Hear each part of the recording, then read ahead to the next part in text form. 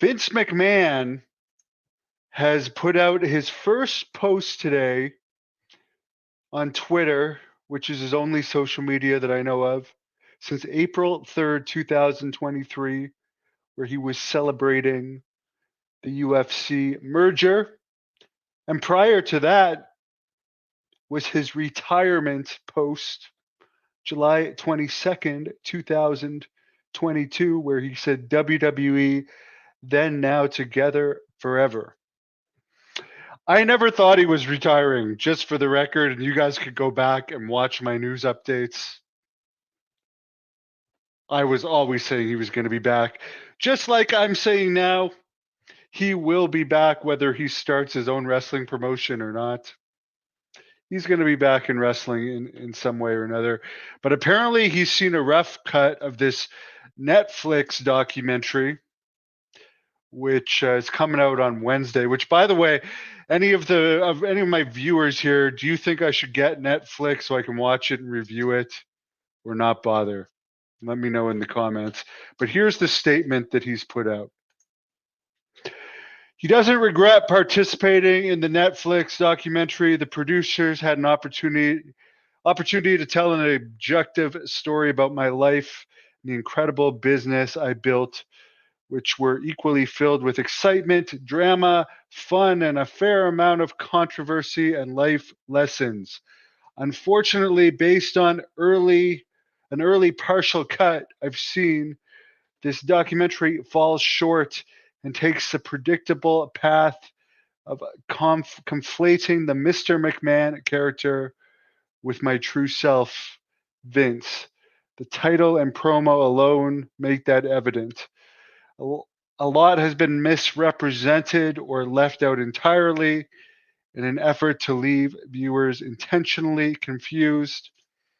The producers use this type of editing tricks without any context footage and dated sound bites to distort the viewer's perception and support a deceptive narrative. In an effort to further their misleading account, the producers use a lawsuit based on an affair I ended as evidence that I'm in fact Mr. McMahon. I hope the viewers will keep an open mind and remember that there are two sides to every story.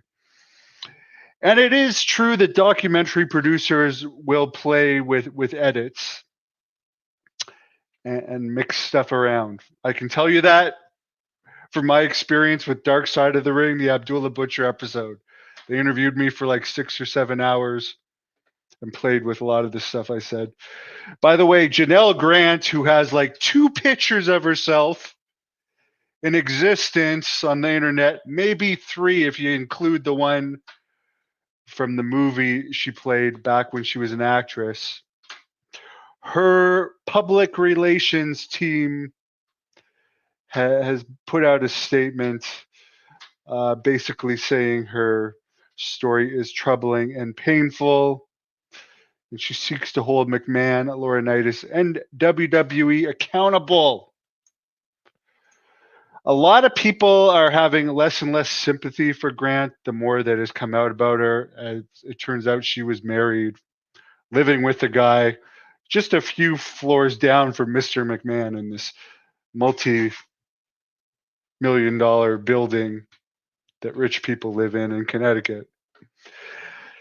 I hope it goes to court, and I hope there's a judgment out of it, and that we get the truth. But I don't know if I'm going to bother getting Netflix for that or not. SmackDown, by the way, Friday did a 0.45 rating. Rampage did a 0.12. As I said earlier, apparently now that SmackDown's going to Netflix soon, where it can go to 3 hours without issue, and USA potentially wants a third hour, they might actually start going a third hour on Friday nights. If nothing else, to just lay in another shot to Rampage. Ivan, it seems like the New Day will break up. I wish I could say I cared. I wish I could say I cared. I did know Kofi Kingston in Deep South Wrestling. Nice guy. I remember he carried a notebook with him, took notes. He took it very, very seriously. Actually wrestled. His first match in Deep South Wrestling was a student match against me. And Big E, which I feel bad for him for his neck injury. I met him in Iowa, and he was a complete dick. Complete dick. Someone says, Janelle. Someone says he hasn't seen the documentary, but what else can Vince say? I don't know if I want to watch, if there's going to be anything new that we don't already know. And if it's 6 parts, I don't know if they're 45 minutes, half an hour each. That's a lot of time to watch what we all pretty much already know. But I'm more interested to watch that than any current wrestling product. And Ivan, as far as the New Day goes, I haven't even read much about them in years, other than the unfortunate accident, which I do feel bad for Big E about. But they should do something. It's funny. John Paz did an interview with Xavier Woods, and as you know, I have collaboration agreements with a bunch of people on this channel. And the interview with Woods, which was posted on this channel in the height of like their New Day popularity, got like under 1,000 views. You guys can look it up now. Xavier Woods, the Hannibal TV. It just shows you like the old school fans don't. My channel's like mostly an old school fans channel, and we just don't care about teams like New Day. The episodes were an hour each, so that's 6 hours of Vince McMahon. I don't know if I want to watch. I don't know if I want to watch that much, to be honest. Anyways, folks, have a good night. And again, Warlord interview will be next Monday at 10 p.m. He had travel problems tonight. Couldn't get to the computer in time. Thank you for your fan questions. The one that submitted them, I'll still keep taking them, and I'll check back to it next Monday. But I will do an interview this week to make up for that one, because I was all pumped up for that one. Yeah, Z Paul. I mean, the thing about Janel Grant is there's a lot of weird stuff with her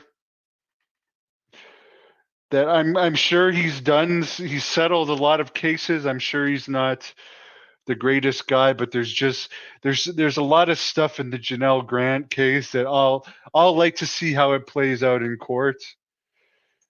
But it seems like I don't really. It seemed. I'm not even going to say it. We'll see how it plays out in court. Xavier Woods and Paige is the most interesting thing Xavier Woods has done to me by far. Hate to say it. Paige was really over at that time. I think the sex tape and all the controversy with Del Rio led to Paige's most popularity she ever had. Let me know if you agree with me on that in the comments. I mean, she's hot. God bless Xavier Woods and whoever that other guy was. The other guy ended up getting fired over that video, right? And then there was another one that looked like it was in the dressing room. I'll admit I saw her videos. I did not see Sunny's.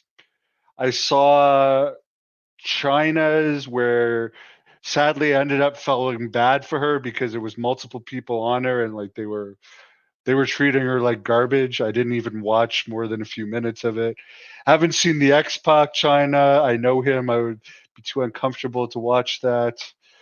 I saw the Hogan thing, which doesn't really show much, but it's weird seeing his I don't mean to do a wrestler review of those kind of videos, but the Hogan one, it's more mind-boggling that Bubba's there at the start saying, "Have fun, guys." And those are the only ones. And Sid also watched the Page one, which he found interesting. The interesting thing was, though, Sid said he wondered at the time if Page had something on Vince McMahon because they kept pushing her despite basically a video coming out of her having sex in the back and all that. And Sid said, you guys can look it up, search Sid on the page sex video, that he thought for her to still have a job, she had something on him. I didn't see the Xavier leak text messages. Brad Maddox. I don't know anything about Brad Maddox other than that video.